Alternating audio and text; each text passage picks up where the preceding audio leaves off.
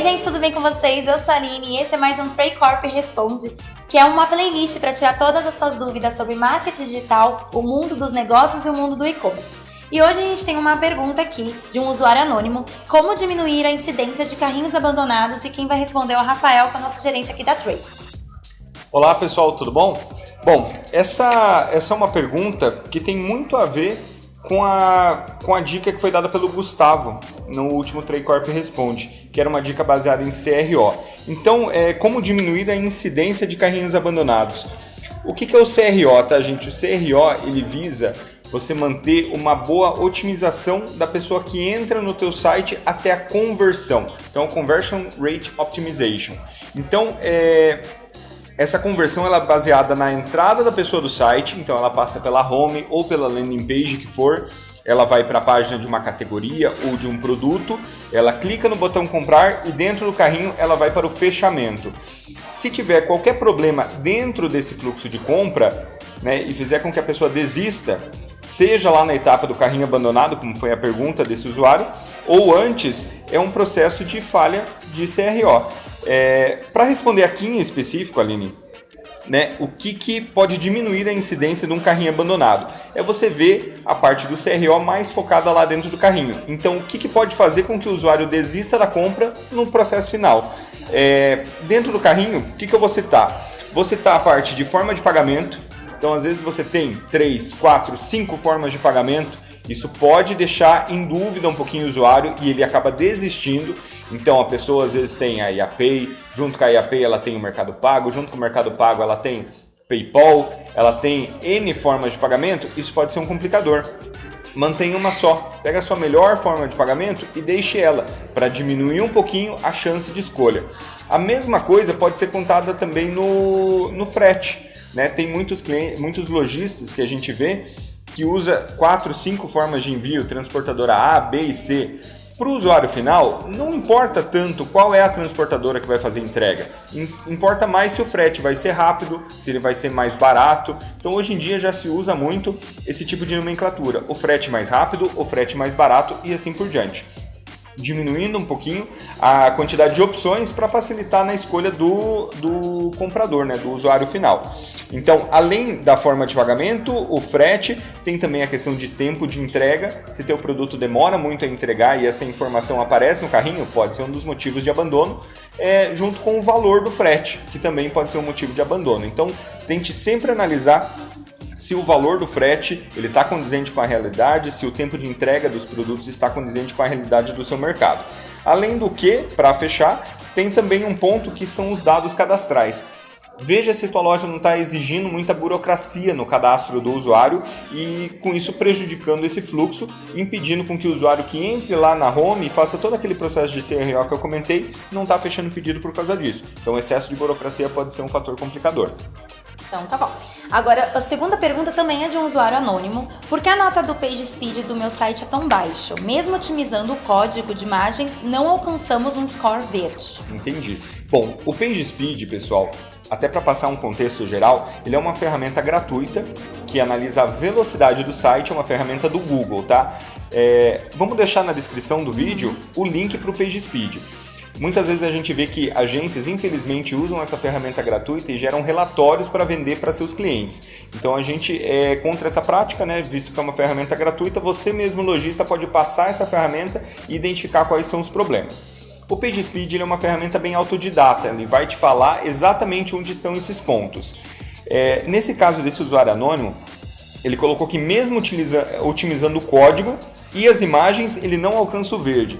Eu, particularmente, acho muito difícil esse cenário, tá? Por quê? Porque o score verde ele é baseado em otimização de código e de imagens. Então, se você fez otimizações nesses códigos, talvez elas não tenham sido suficientes para o Google te dar ainda esse score. De qualquer forma, quando você passa a ferramenta, ele aparece em vermelhinho tudo que você precisa melhorar. Tá? A gente tem um vídeo, inclusive, que foi feito pelos especialistas que fala um pouquinho sobre o PageSpeed. Então é interessante você ver esse vídeo e pode ter certeza que quando você passar essa ferramenta de medição, ele vai te falar onde que precisa da otimização e você pode tratar isso com a sua agência. Para explicar também, Aline, para esse usuário, quando a Treycorp ela entrega uma instância de loja, ela entrega ela nativa, ela entrega ela meio crua, né? Então sem os recursos visuais, sem as funcionalidades ativadas. Isso faz com que a gente ganhe muita performance. Então as lojas, quando são entregues a uma agência, elas são entregues com o score verde. O que acontece? Quando você, lojista, contrata a plataforma e vai fazer junto da agência todo o visual dessa loja, você passa um briefing e esse briefing faz com que a tua loja ela precise de uma série de recursos visuais, scripts e otimizações de imagem e isso acaba acarretando um pouquinho na perda de performance do site e consequentemente pode ser que o PageSpeed afete e informe que o seu site precisa de otimização. Então vale lembrar que quanto mais scripts você tiver no site, quanto mais recursos visuais você tiver, menor, consequentemente, vai ser sua nota no PageSpeed.